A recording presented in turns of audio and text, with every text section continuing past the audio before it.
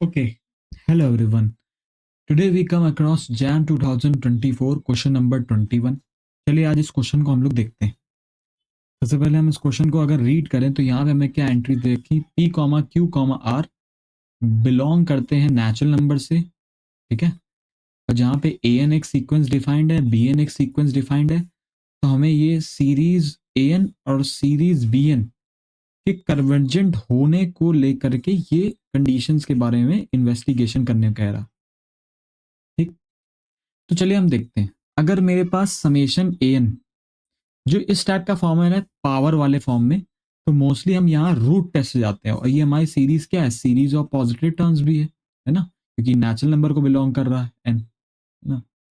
तो यहाँ पे हम क्या समझेंगे, सिंस अगर हम मान रहे हैं कि सीरीज हमारी AN क्या है, कन्वर्जेंट है, अगर सीरीज AN हमारी क्या है, कन्वर्जेंट है, देन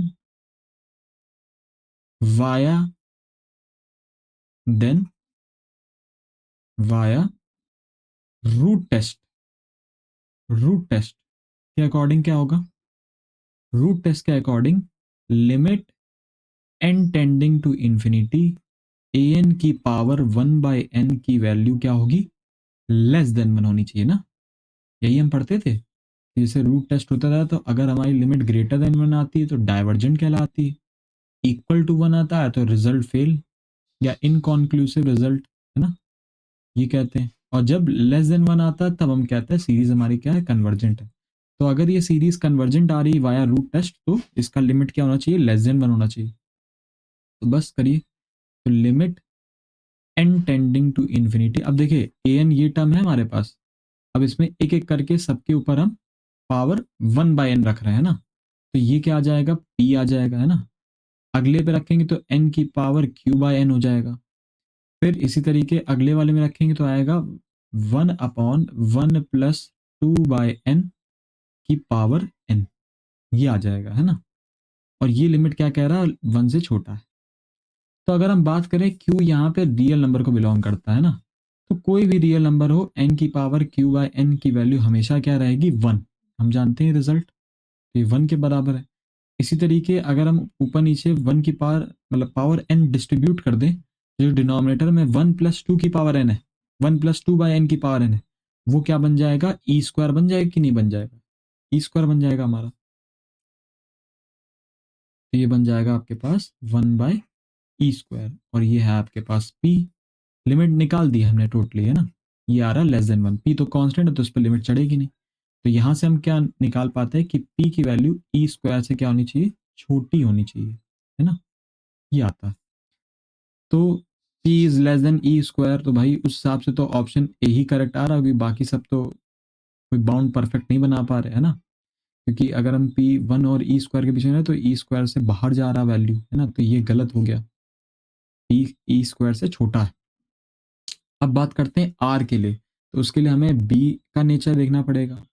ऐसे यहाँ कहा है Q की वैल्यू ग्रेटर देन हो, उससे कोई फर्क नहीं पड़ता, अगर आप ग्रेटर देन 1 दे लेस देन 1 दे तब भी आपका कोई चेंज नहीं आएगा। अगर ग्रेटर देन 1 है तो भी हमारे लिए वर्कआउट करेगा ये कंडीशन, है ना, कन्वर्जेंट लाने के लिए। अब हम बात करते हैं BN के लिए, तो BN में क्या करा जाए, BN में करने के लिए हमें अगेन वही कंडीशन यूज करनी, सिंस समेशन BN कन्वर्जेंट है तो इसका लॉ क्या होगा, वाया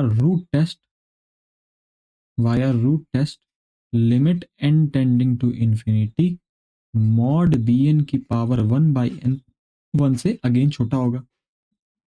इस बार BN क्या डिफाइंड है हमारे पास, BN हमारे पास डिफाइंड है ये तरीके से, है ना। तो लिख लेते हैं इसको एक बार, इसको लिखेंगे हम, देखिए इसको लिखेंगे limit n tending to infinity, BN की वैल्यू क्या है हमारे पास, n की power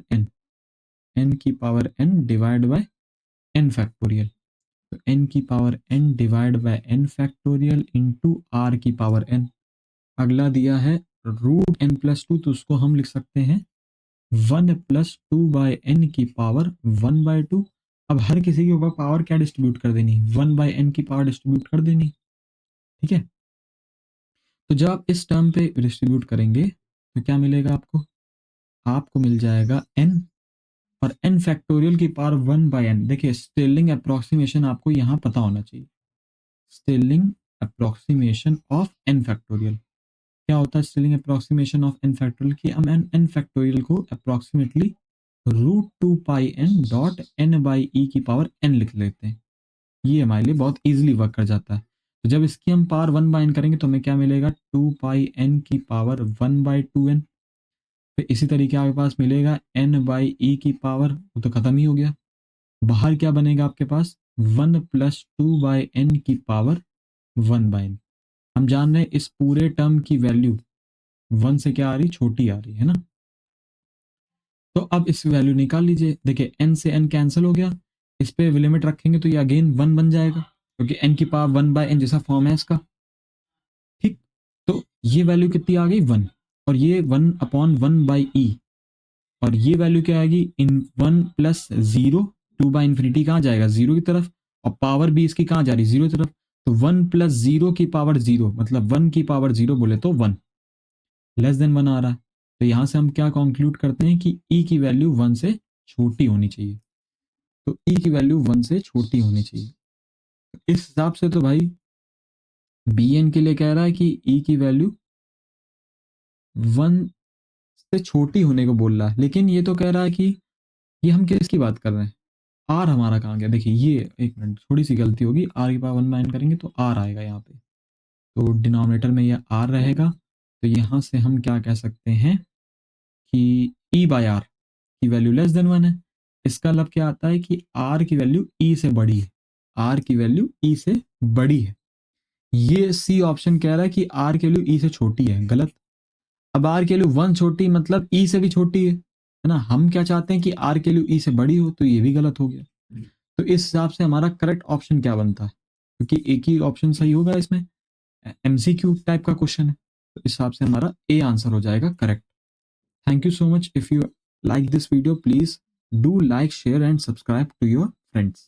Thank you so much.